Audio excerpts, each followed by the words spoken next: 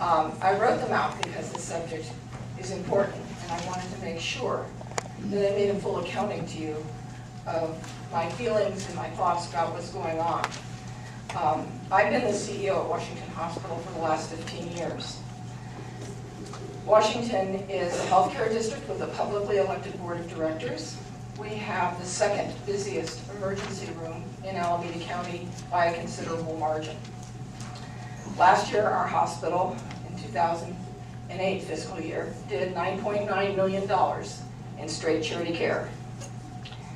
This year, we're on a pace to complete, as of June 30th, $20.5 million in straight charity care, and this is before any of our other programs and services. I think our hospital's greatest strength is the fact that it is a district. Its mission is undiluted by corporate membership, and all of our bottom line goes right back into patient care. We are self-funded through our operations. We collect no parcel tax. However, we do have voter-encumbered debt for our seismic construction in the amount of $190 million in bonds that was passed over 2 years ago by over 70% of the voters in our community. We recognized a long time ago that hospitals don't exist in a vacuum.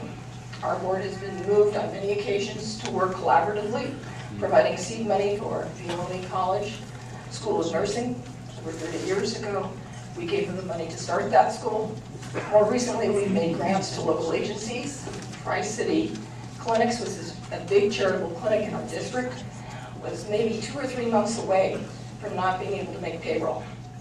And we floated their organization and gave them very favorable terms to repay. We made a $1.5 million grant to Illinois College to increase the number of nurses they could accept in their program. We also shared with them our master's prepared nurses as supplemental faculty, and we built a state-of-the-art nursing skills program for them, a nursing skills laboratory.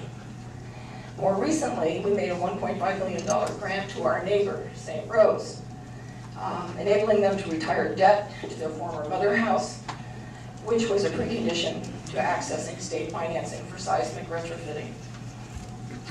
In spite of the fact that we're all supposed to be each other's competitors, which has been a wholly ineffective way of achieving healthcare reform, we believe that hospitals do not function in isolation from one another, and that the loss of another emergency room and more inpatient beds is bad for all of us.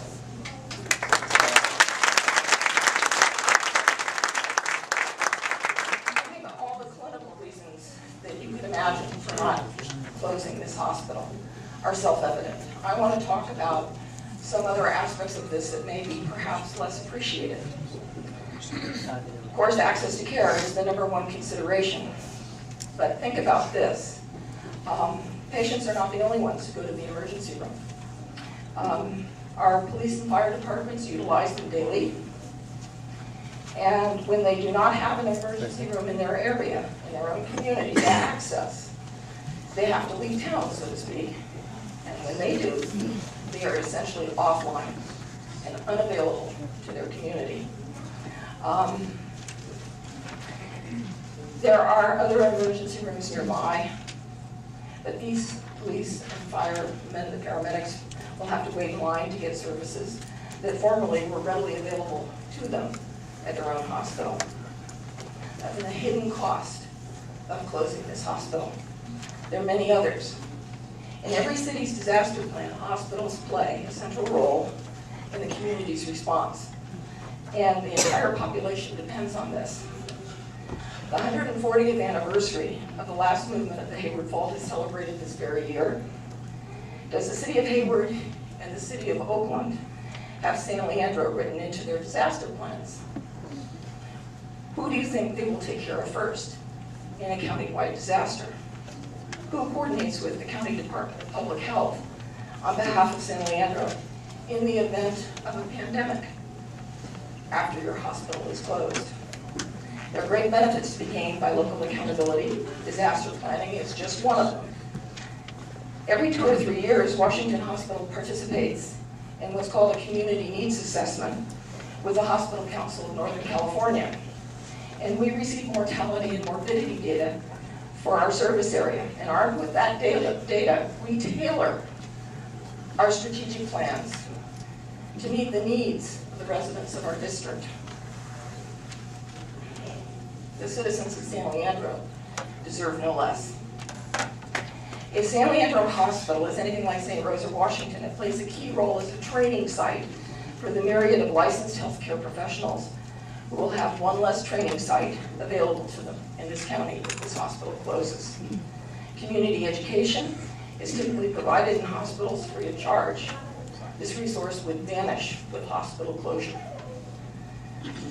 Doing away with a seismically compliant hospital is a wasteful thing to do.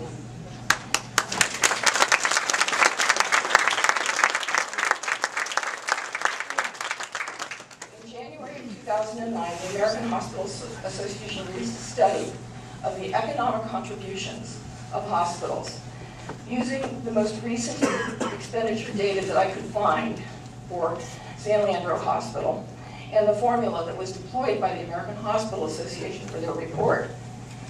San Leandro Hospital provided an estimated benefit to the city of San Leandro and the county of Alameda in the state of California in the amount of $95,351,184. This includes charity care. The study methodology is based on the reality that goods and services are purchased from other businesses and create additional economic value for the community. It's kind of a ripple effect. According to the American Hospital Association, each hospital job supports about 2 more jobs just outside the hospital. And every dollar spent by a hospital supports roughly $2.30 additional business activity in the community. The city fathers, I'm sure, are thinking twice about this matter. For while a nonprofit hospital doesn't pay taxes, its employees do, and so do the businesses who depend on the hospital. And I'd like to discuss for a minute the issue of closing an emergency room. Many financially distressed hospitals consider doing just that because it's where the organization experiences its greatest financial exposure. Closing the emergency department won't make these patients go away. They ultimately will go someplace, and that someplace else is Highland and St. Rose. They're both good hospitals. Patients get good care at both of those facilities. However, they are the self-same hospitals that accounted for more than 50% of the 868 hours of diversion reported by county EMS, and that's using 2007 data. I don't expect it's changed. So your patients will go farther than Highland, and they will go farther away than St. Rose. So when you talk about closing the emergency room, understand that this will place a very significant pressure on the 2 hospitals that are nearest to you in your community. When a hospital is on diversion, it means they are nearing or are at the point of saturation. They can't take any more patients. One of the things that I've noticed about diversion is that when one hospital in this county is on diversion, most of the other hospitals are queuing in line to also be granted a few hours of diversion, give them respite, get reorganized, and figure out what to do with all the patients. I know that the decision to close or not to close is complicated and there are disparate interests at hand. And it is beyond the control, perhaps, of the city of San Leandro in the sense of immediate control. Unfortunately, the patients who rely on this hospital are probably at the bottom of the pile of things that get considered when business decisions like this get made. Some may feel resentful that I came here to speak with no skin in the game, so to speak. And even worse, I came from a hospital that has a good bottom line. To those critics, I would say, it didn't get that way by accident.